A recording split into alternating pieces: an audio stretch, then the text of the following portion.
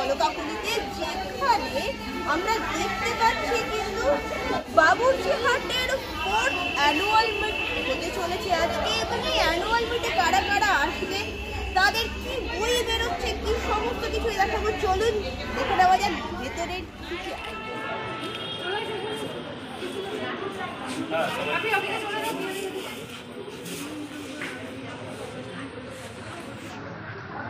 দেখার জন্য অনুরোধ করবো। কেমন লাগলো সারপ্রাইজ? এটা কিন্তু সকলের জন্য, মেম্বারদের জন্য আছে।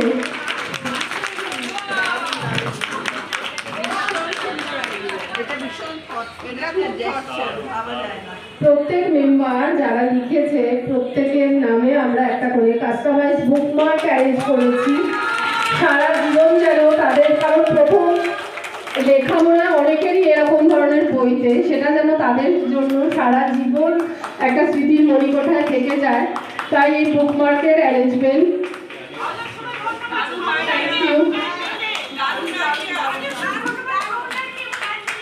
Thank you.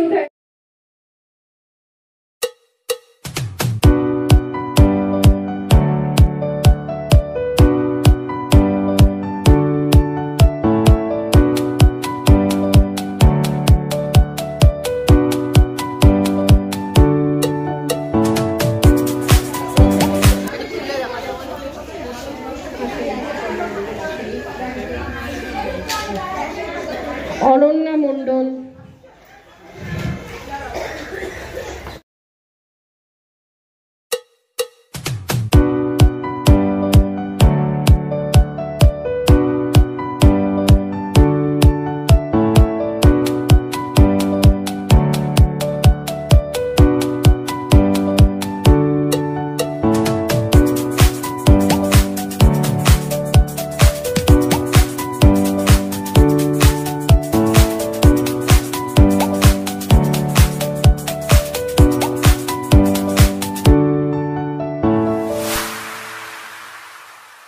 এত সুন্দর একটা অ্যানুয়াল মিটের অনুষ্ঠান, বই এবং রান্না মানে আমরা জানি কি বলতে ভীষণ ভালো লাগলো এসে। আর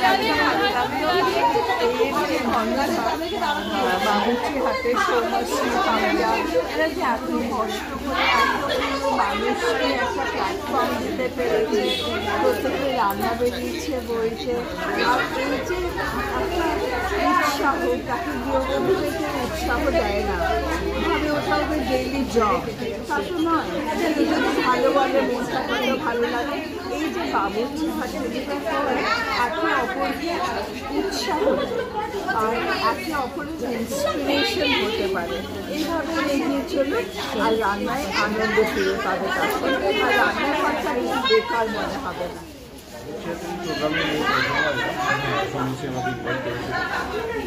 আমি যেটা দেখেছি যে ক্রাউড তো প্রচণ্ড আছে, এবং সবথেকে ইম্পর্টেন্ট যেটা ওদেরকে বইটা বেরিয়েছে সেটা রান্নার কিন্তু অনেক রেসিপির বই বেরোয়, কিন্তু এটার সবথেকে ইউনিকনেস হচ্ছে যে এটার রেসিপির সাথে সাথে এটা হিস্ট্রিটাও রয়েছে। মানে আমরা যেটা জিলিপি খাচ্ছি তার হিস্ট্রি রয়েছে, আমরা সিঙ্গাড়া খাচ্ছি তার হিস্ট্রি রয়েছে, সমস্ত হিস্ট্রিটাই বইতে পাওয়া যায়। এটা সবথেকে খুব ইউনিক লেগেছে এবং আমার খুব ভালো লেগেছে। এবং এত সুন্দর একটা গ্যাদারিং, এত ভালো ভালো মানুষ, এবং তারা প্রত্যেক দিন বাবুর্চি হাটে এই গ্রুপে তারা বিভিন্ন রান্নার রেসিপি পোস্ট করে, খুব ভালো লাগে, খুব ভালো লাগছে।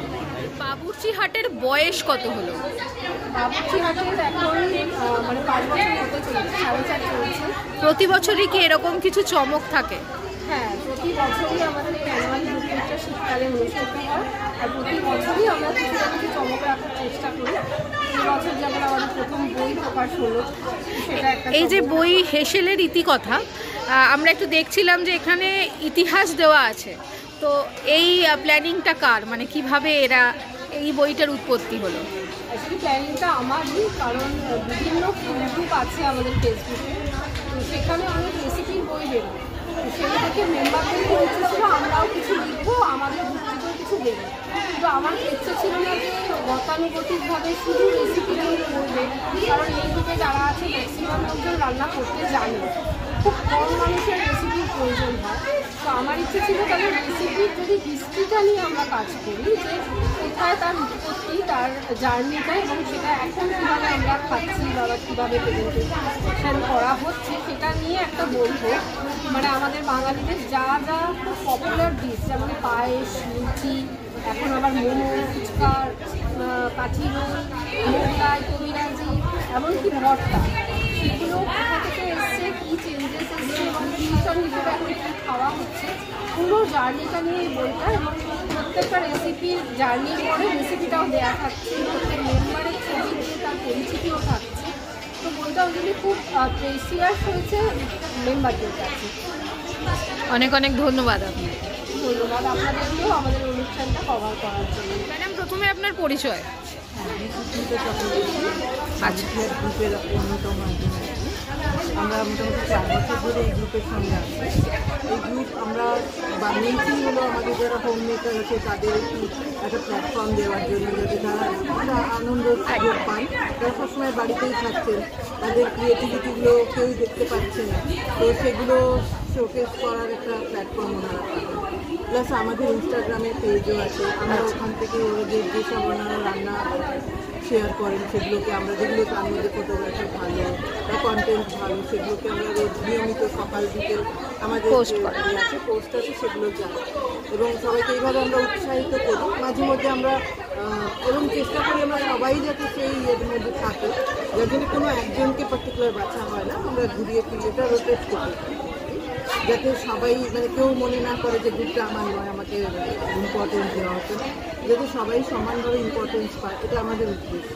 এবং সেই উদ্দেশ্যেই মোটামুটি আজ অব্দি 4 বছর আমরা চলছি এবং আস্তে আস্তে গ্রুপটা গ্রোথ পাচ্ছে। হ্যাঁ, পোস্ট বাড়ছে। প্লাস আমরা আরেকটা আমাদের একটা গ্রুপ তৈরি করেছি শুধু মেয়েদের জন্য, এটা শরীর বলে, সেখানেও আমরা ভালো রেসপন্স পাচ্ছি।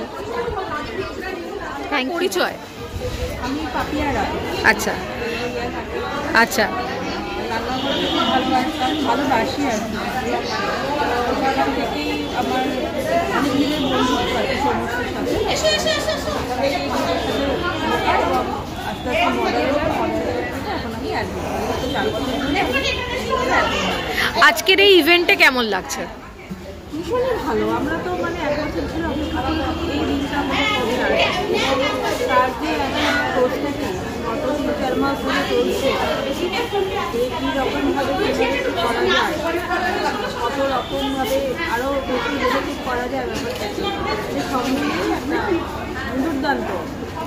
হেসেলের ইতিকথা একটা নতুনভাবে বই বেরোলো, যার মধ্যে আমরা ইতিহাসটা জানতে পারবো, কেমন?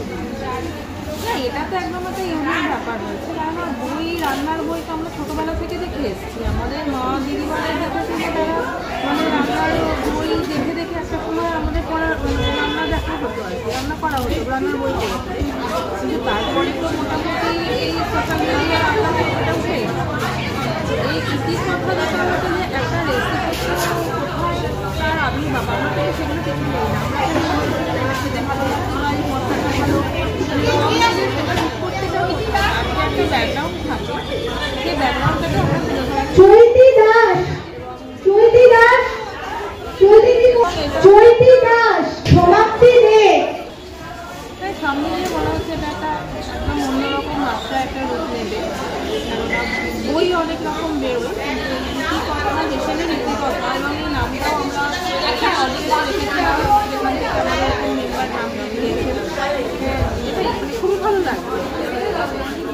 আমরা এতক্ষণ দেখলাম বাবুচিহাট তাদের 4th অ্যানুয়াল মিটে কি কি করলো, দেখলাম সুন্দরভাবে হেসেলের ইতিকথা কিন্তু বেরোলো এবং হই হই করে আছে সারাটা কাটলো।